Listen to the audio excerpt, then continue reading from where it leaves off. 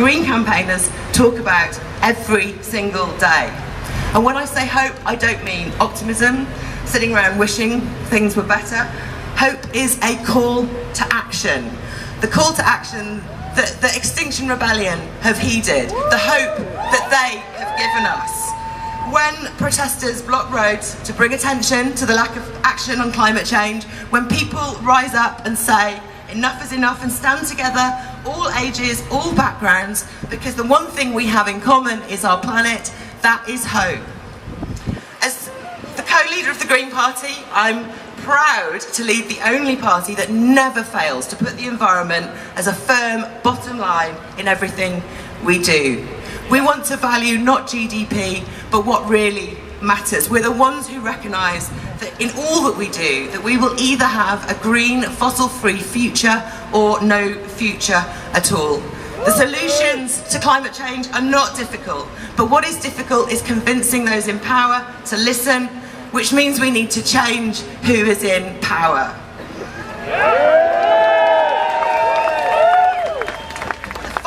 Climate justice isn't easy, but it's the one fight which unites every living creature on this planet, and it's a fight which today we all say we will not stay quiet about. Thank you for being here today, and stay loud on this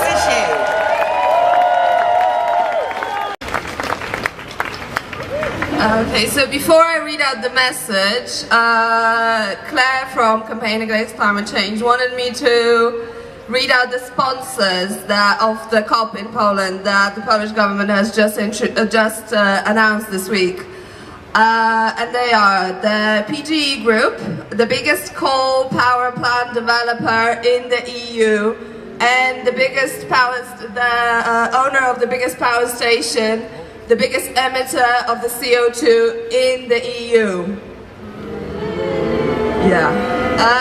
GSW is another coal company, the largest producer of coals for steel production in the EU. Tauron is a power company, mainly coal and gas. PGNiG is a gas company, has very actively pushed for fracking and is well known for faking grassroots campaign in support of fracking. PKO Bank is the biggest bank in Poland and heavily engaged in fossil fuel finance. And the last one is PZU, is an insurance company, and of course their business includes insuring all their fossil fuel companies mentioned.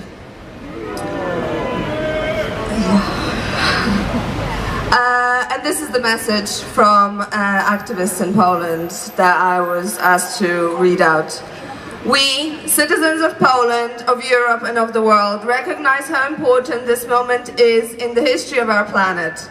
We know how little time we have left to repair the damage that we and past generations have caused.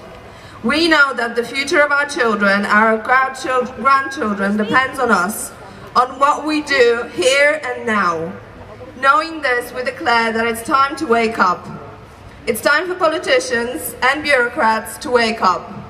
We are appealing to representatives of the 196 countries gathered at the Climate Summit in Katowice. Stop dodging your responsibilities and start thinking of the world that awaits our children. Protect the vulnerable, give women a voice, and stand up for climate justice. You have the power to make these decisions. Take the brave, bold, and ambitious decision to limit global warming to a maximum of 1.2 degrees. Only this will enable us to prevent the series of climate catastrophes that await us if we stick to the limited declarations of the Paris Agreement. It's time for business and finance to wake up. We are repeatedly told that the most important things are business and money. More important than people, more important than the environment, more important than health, more important than love and relationship and friendship, more important than our future. It's time these people understand that what they're doing threatens our existence. Global warming threatens our existence. Unless it is stopped, there will be no business and no finance. Do not assume that the rich will be able to avoid the impact of natural disasters.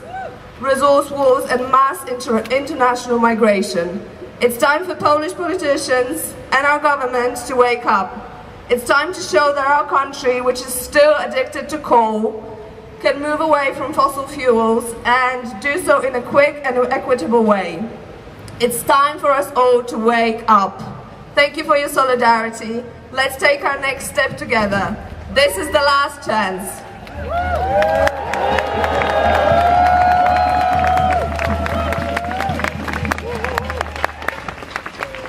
Now, this is the tricky bit. I hope we have some Polish people to help me in the crowd. Okay, so the first one is the one that you've got on your blue placards. It's fairly easy. It goes Razem dla klimatu.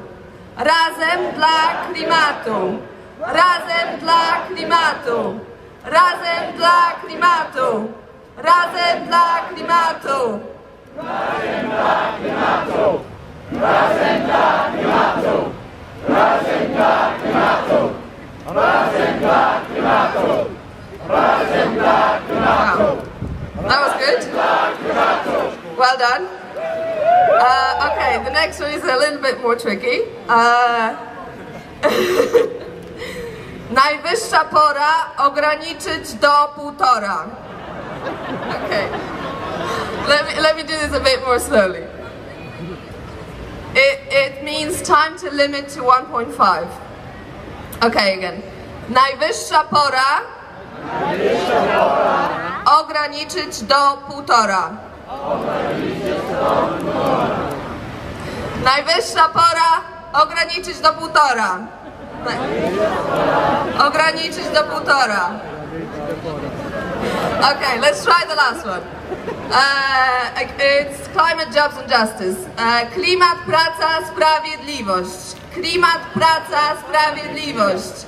Klimat, praca, sprawiedliwość. Klimat, praca, sprawiedliwość. Okay, shall we? The first one? Yeah, okay, let's do the first one another 3 times and then let's march. Okay, razem dla klimatu.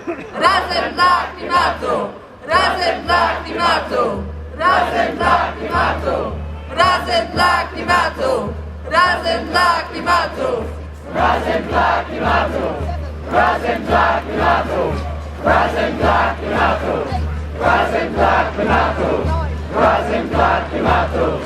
Razem dla klimatu. Razem dla klimatu. Keep it up, we're going to film this and send it to our friends in Poland. Razem dla klimatu. Razem dla klimatu. Razem dla klimatu. Razem dla klimatu. Razem dla klimatu. Razem dla klimatu. Razem dla klimatu. Razem dla klimatu. Razem dla klimatu. Razem dla klimatu. Razem dla. We've been modelling with 10 years worth of hour-by-hour data, looking at how we can power down from our extreme energy lifestyles that we live at the moment by 60%. So we can actually deliver warmer houses, transport systems that are run for the benefit of the citizens. It's easier to walk and cycle, better diets. There's all sorts of positives in that. But at the same time, the solutions are waiting for us in this wind-swept island. Huge potential for offshore wind. And if we build all the renewables that we need and we own them with our municipal councils, town councils, we divest our money from fossil fuels into them, if we own them, we can have the jobs and we can have the benefits. So it's a really exciting, positive vision. It's not a chore, it's possibly the most exciting transition we could imagine for the 21st century. And actually rising to this challenge becomes one of the most powerful, heartfelt motivators. I go off around the country doing Zero Carbon Britain talks for local groups in Yorkshire, Lancaster, all over the place, and where I arrive I find really exciting, authentic grassroots projects that are pioneering new relationships with how we do things, new relationships to how we move ourselves around, how we get energy, how we have land and food and so forth. It's really uplifting to go around and see all those little future visions, actual practical examples of Zero Carbon Britain coming to life through people like you doing that solution stuff around the UK. And it's exciting to find Bristol's declared a climate emergency. It's exciting to find that we're launching a Rapid Transition Alliance in Parliament on Monday. It's exciting to go and talk to the people in Manchester working towards zero carbon by 2038, because their Mayor Andrew Burnham says it's going to be a really exciting opportunity, and he's absolutely right. So thanks to the work of thousands of people around the world like yourselves who are beginning to model and do visions for all sorts of different places, from Tanzania to Los Angeles, from South Asia to the Baltic, all sorts of really powerful modelling work is emerging, and lots of it is using hourly data, hour by hour, showing we can do this. So what we've done is we've done a sweep of it all, and we've put it all into one free-to-download PDF called Raising Ambition, where you can click on the links and go and see all this work from different parts of the world and use that to build the solutions momentum to help people cope with just how serious the news is.